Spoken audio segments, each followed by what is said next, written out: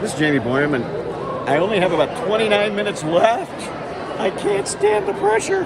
What is this all about? Well, Cyndi Nyvall is here at Laterno at the Belcher Center, and there's a whole bunch of students in here, and they're all mixed up, but they're not really mixed up. They are intermixed from a whole bunch of different schools to do a project. And Cyndi, what is this all about? What's going on here? Welcome to the Texas Alliance for Minorities in Engineering East Texas Chapter competition. This is students from across Region 7 who have chosen to come here and to compete in an engineering design challenge.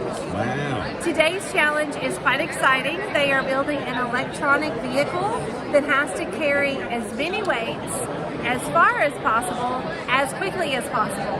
And so they're working with people they've never met before from other districts to design, build, test, and succeed at that challenge. Wow, so they're basically just given a bunch of parts, and they have to actually do the drawing, design work, right? Yes. And then put it together.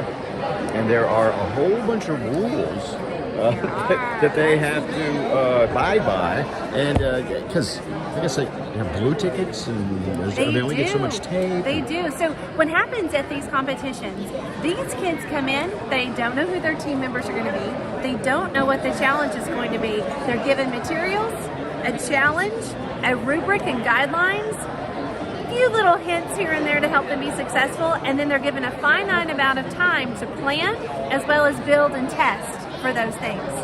So today they have things such as wheels, axles, motors, L-joints, command strips, weights, and then they're testing these on 12-foot long tracks where they're trying to make sure that their prototype is successful. Wow, okay, yeah, and back, there's something going on right there. And yeah, these guys are very intent on this. It's very impressive? Yes, it is. It's amazing. And you know, for me, it's a huge problem because I want to tell them no, but I can't. Gotta keep your mouth shut. You can observe, but you can't give any suggestions. And my deal is, I want to give these suggestions because when I was a kid, I used to tear apart my toys and build other toys. Yes, absolutely. All the electronics and motors. And that's part of what we love about this, because really this program is set up to help students get excited about the possibility of an engineering career. And so we want to give them an opportunity to be curious, to be collaborative and contributive, and also be critical thinkers. Because here they truly are being stretched to work with new people on a new challenge and develop those mindsets of an engineer. And in fact, one of the awards for today is the Engineering Mindset Award, where they will be given awards for who was the most collaborative, creative, who didn't cave when the pressure got too high. So that's all part of the mission of this. We're trying to facilitate a highway in which these kids have opportunities and to experience what is it like to work as an engineer. What does it look like to work as an engineer? In fact, today we have engineers here with the kids serving as judges from great places like Eastman, R. Lacey. We have TxDOT here, we have Marathon Petroleum here, and they're all here helping out our students because, again, we're trying to create a vision of a future for them.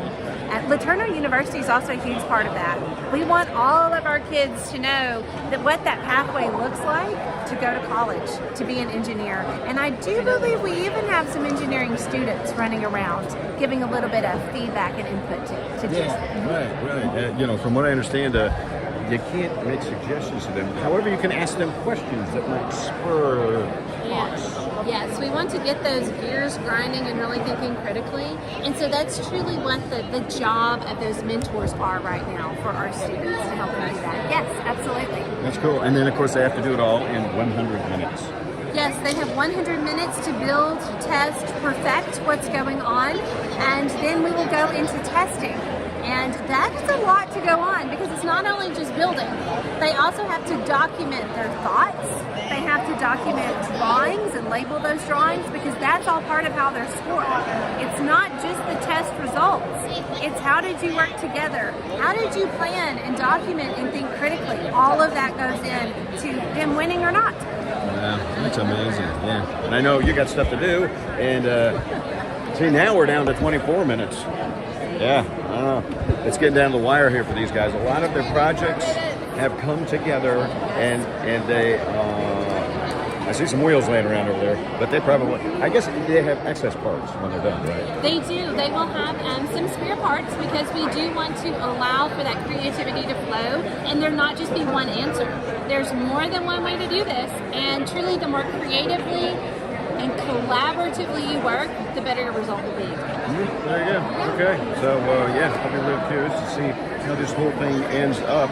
Is there just one winner, or how does that work? So at the end of the day today, we are so honored by LeTourneau that we will get to celebrate our kids in the Belcher Center. They'll actually be on the stage receiving awards. For today's competition, we have two divisions. We have a middle school division in which 4 teams will receive placement for the success of their prototype. And we have a high school division in which 2 teams will receive placement for their prototype. So that's a total of 6 placement awards. And then on top of that, we have 3 engineering mindset awards for that collaboration, creativity, really working through those challenges. But can I tell you some exciting news? That's not it. Whenever they place, they get medals, they get gift cards by the wonderful sponsors for TAME that are funding this amazing program. And then today we also get to celebrate our seniors. And when we celebrate our seniors, they're going to get graduation cords to wear at graduation, as well as some scholarship money to help fund their future education.